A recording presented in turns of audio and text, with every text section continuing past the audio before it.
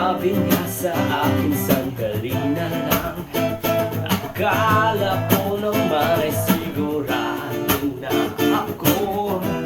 Handa kong tanggapin ang kanyang oo.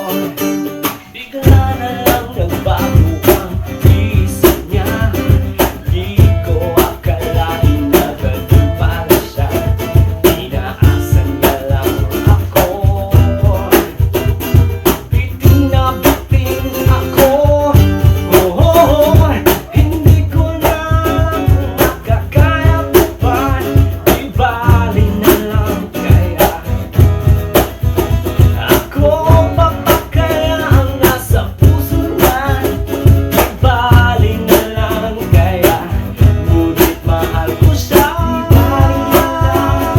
Di bali na lang, di bali na lang.